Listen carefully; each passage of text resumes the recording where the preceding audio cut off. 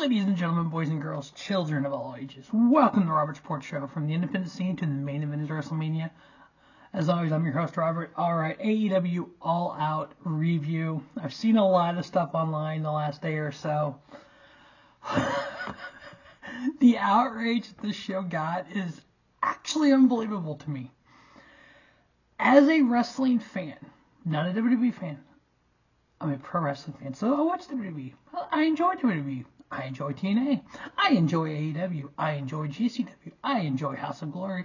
I enjoy any wrestling company that I watch because I find enjoyment in all of it. It's all a little bit different, but I'm able to find enjoyment. I don't criticize shit just because, well, I didn't like this match, so the whole company sucks. I don't do that kind of stuff. And if you ever follow watch one of my videos, you know this. I do videos in AEW, on WWE, on TNA, on Ring of Honor, on GCW, on House of Glory, on Wrestling Revolver, all of it. So, my take on this show. Overall, top to bottom, a typical AEW pay-per-view.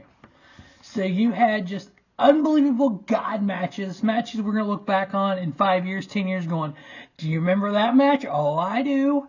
Then we're going to have matches that are like, it was okay. Women's title match, it was okay. The buy-in matches, they were okay. The MJF Garcia match, it was okay. The international title match, fucking insane. The AEW World title match, fucking insane. The Lights Out Steel Cage match, fucking awesome. We're going to start there. Adam Page, Swerve Strickland. A year-long blood feud with these two. You have Swerve for the last year just saying shit about Adam Page and literally saying, I took your spot, dude. And you have this all build back up over the last couple weeks to the fact that Swerve loses his title to Danielson, and then he's like, you know what? I made myself big. I'm able to win, made some money. I'm able to buy my childhood home. And starts talking about his childhood. And then Adam Page shows up and burns that motherfucker to the ground. What better way to leave Dynamite into a pay-per-view to go, holy fuck. What kills me about this is there's fans out there that have outraged over that. They shouldn't have done that. There's a little thing we call the Attitude Era. Vince McMahon supposedly blew himself up in a limousine. There was an outrage on that. And I even said this on social media. They literally put Undertaker in a casket and set the casket on fire inside the arena. There was an outrage about that.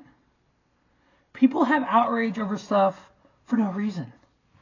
There is nothing that they did in this match that I personally have not seen in other wrestling companies. Independent company, by the way, but still.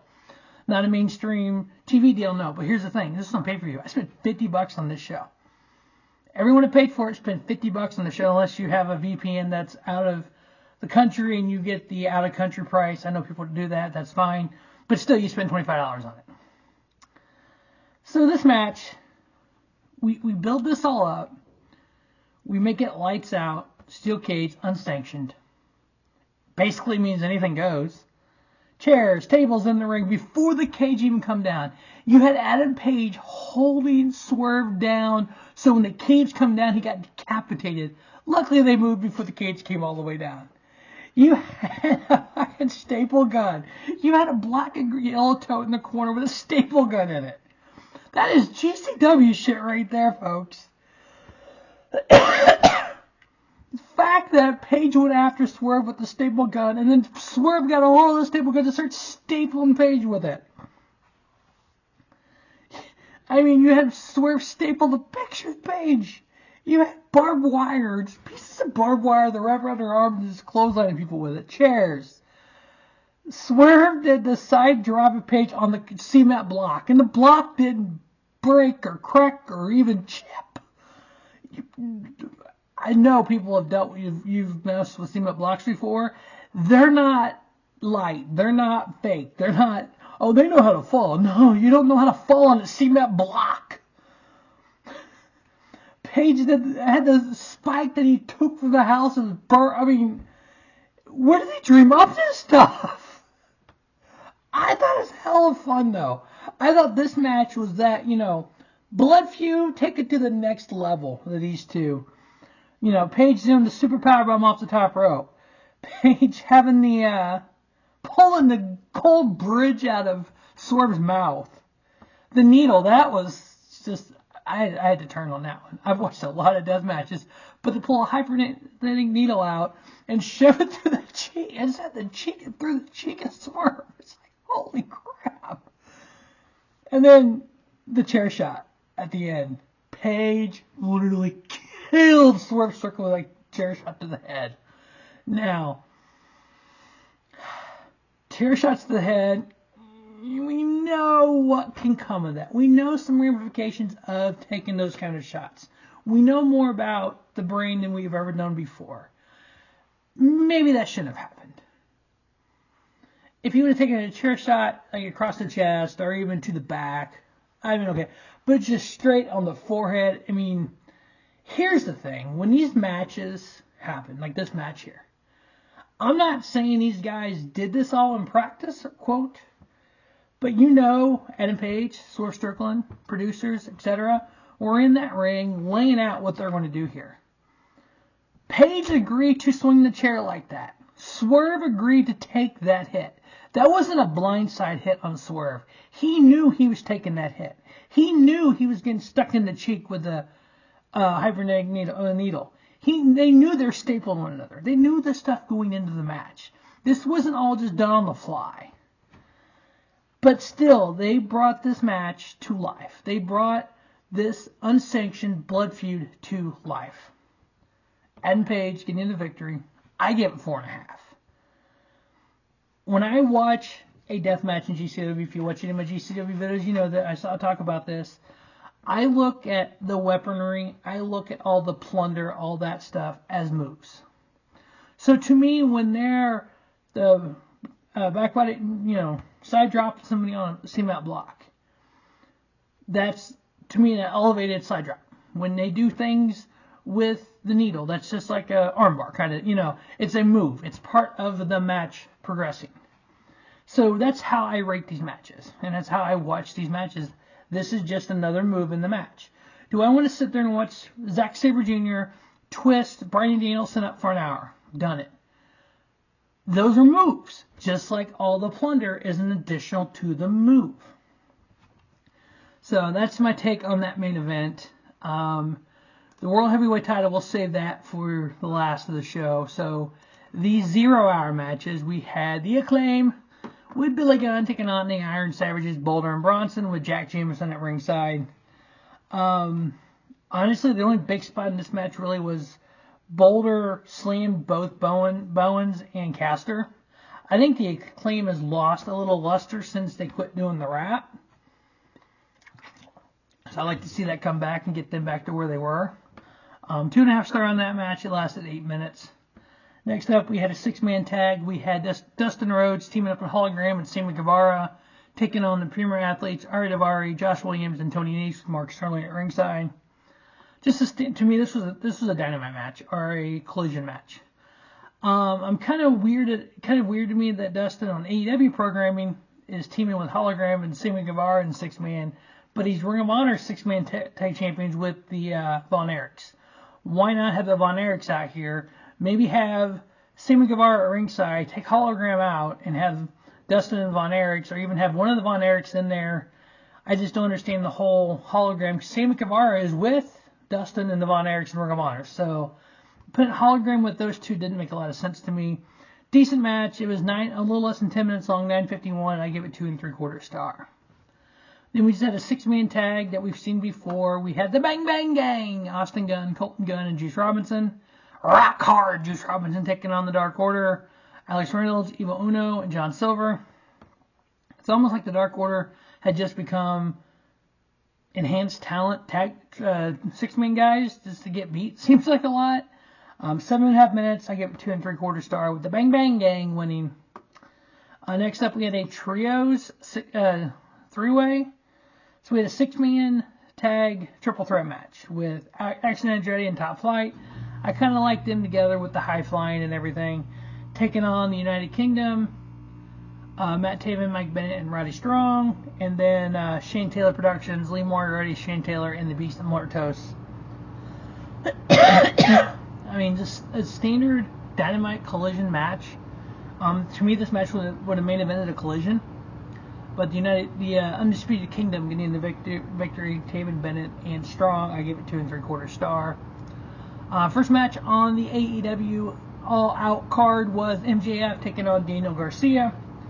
Garcia came to the crowd, attacked MJF to start out with. Both of them just big hits on the outside. MJF biting Garcia's cut that I guess he did on Collision. Open it up so he's bleeding.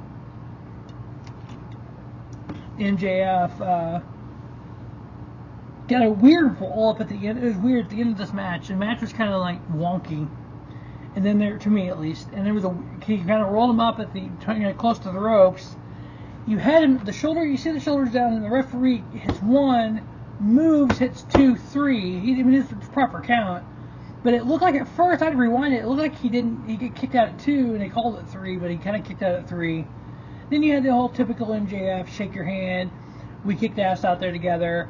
Before MJF could low blow him, MJF went to low blow him, Garcia caught his leg, and low blowed him, and then just basically took him out. So I don't know why you have Garcia kind of turning, or kind of heel on the heel, because MJF is heel, so this to me was kind of a heel and a tweener, and the tweener kind of turned heel against the heel at the end. I know I saw something online about MJF being on TV for a while, so I don't know what's going on with all that. It's kind of weird to me. I ended up giving the match 3.5.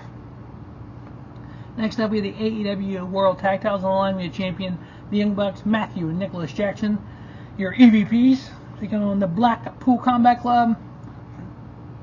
Claudio, Castagnoli, and Wheeler Yuta, they come into play later. This was just a weird match to me. You had the Young Bucks doing their flippy shit on the floor. Matt flipped over on the floor to Claudio. Although it was just a standard match to me. Wheeler and Matt did it off the top rope. And it's kind of, it was nothing stood out to me. It was kind of just your standard tag team match where you just kind of went through the motions. I ended up giving it 3.5 with Young Bucks retaining. But I think a lot of that, maybe if you look forward what came with Claudio and Wheeler Yuta, maybe that explains why they just didn't seem like they were in sync. But the Young Bucks retaining their AEW Tag Team Championships there. Next up, we have the International Championship on the line. Champion William Ospreay taking on Pac. I love the fact that Excalibur talked a lot about Jody Fleiss and how Pac was kind of one of those forerunners of the European and the New Japan coming to the U.S. kind of thing, and Will Ospreay just kind of ran through that as well. But Pac was kind of one of the forefathers of that transition. I love the fact that they talked about that kind of stuff and brought that up, and kind of showed Pac was kind of the leader of what Will Ospreay is today. If it wasn't for Pac and Jody Fleiss, we wouldn't have the Will Ospreay we have today. These two went out there and holy crap, Pac did this kind of, looked almost like a, oh god, I'm not really good with move names. The twisty flip thing he does off the top rope, spiral tap kind of ish thing. And when he does it and then Ospreay kind of does the exact same move, it's like, okay, that's cool. I know some people are like, well, he's mocking off. No, it's kind of cool, actually. But yeah, these two guys, two of the high flyers out there. Pac hit a avalanche brainbuster, which was sick as hell. They fought on the outside. Pac countering the Stormbreaker. Whew. It's like, holy crap. And then Will Ospreay ended up getting the win at the end. A little over 20 minutes, 20.5 minutes. I ended up giving it 4 3/4 star. Not quite 5-star material for me, but, there is somebody out there that's going to give it like 15 stars or something crazy. Next up, we had the Chicago Street Fight, Chris Statlander taking on Will Nightingale. Holy shit. Yeah, women in a street fight. These two, sign me up again. Let's rematch this bad boy. Stat just put Willow through the announce table. Stat going for plunder, and Willow plunder on the ramp. And then when Willow pulled out the 3 tubes taped together and just annihilated Chris Statlander with it, it's like, oh shit, that's some serious shit right there, folks. Both, getting split open. Just the Stat spearing Willow Nightingale off the stage through the tables. When Stat did the splits on the tacks in the ring, the tacks, the inner thigh, that's a sensitive area. It was like, oh god, that looked like it hurt. We know he didn't get up in the hoochie hoo, but it's still gonna get fucking hurt.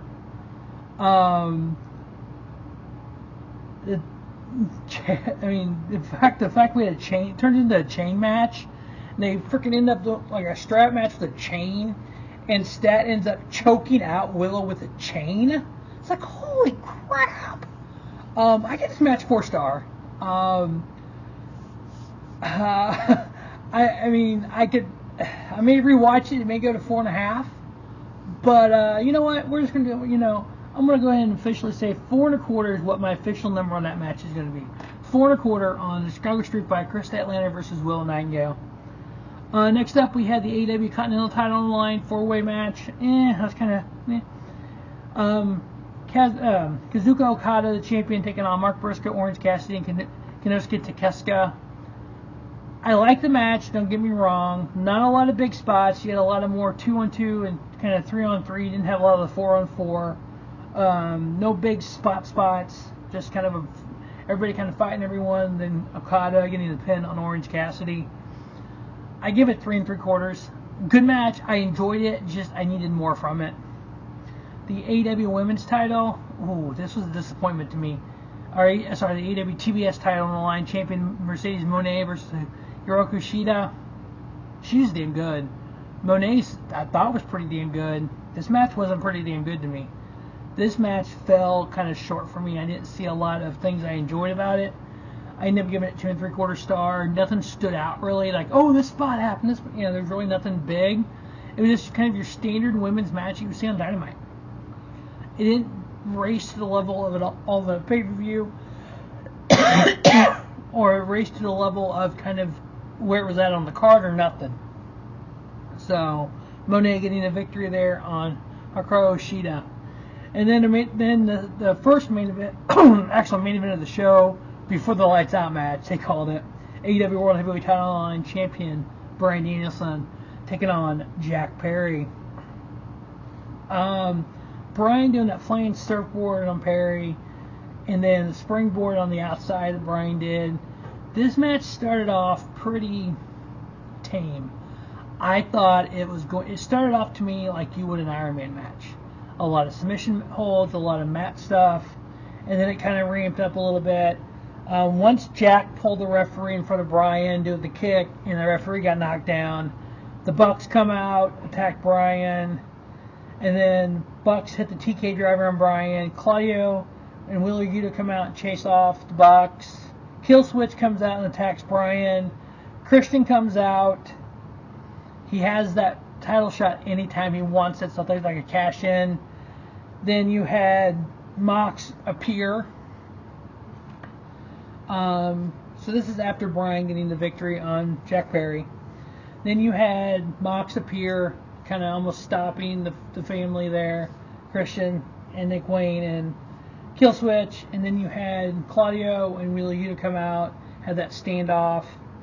They get in the ring with Pac. Pac I like how Pac held Wheeler Yuta back while, Mox is like, hey, or Danielson's like, hey, Mox is here, Claudio's here, we're here, the BCC. And then the BCC turns on Bryan, and Claudio European uppercuts him, and it was on from there. And then we had the bag over the face of Danielson by Mox and almost trying to suffocate him. People, don't take this shit too seriously. It's pro wrestling. The match itself I gave 4 3/4 star to. People complain so much about AEW not telling stories. They start doing stuff like this, telling stories like the Lights Out match, like this. Now we have a true heel in Moxley, a true face in Bryan Danielson. Boom, here you go. We have a blood feud started. And there's talk of obviously Shane coming in and doing something. And the fact that Mox goes, this isn't your company anymore. You got Mox, you got Claudio, you got Pac, you got Maria Shafir. Guess what, ladies and gentlemen? Where did they work at before? I don't know if that's what it means, but it's leaning that way. Yes, Danielson worked there too, but Danielson is pretty much better face than heel.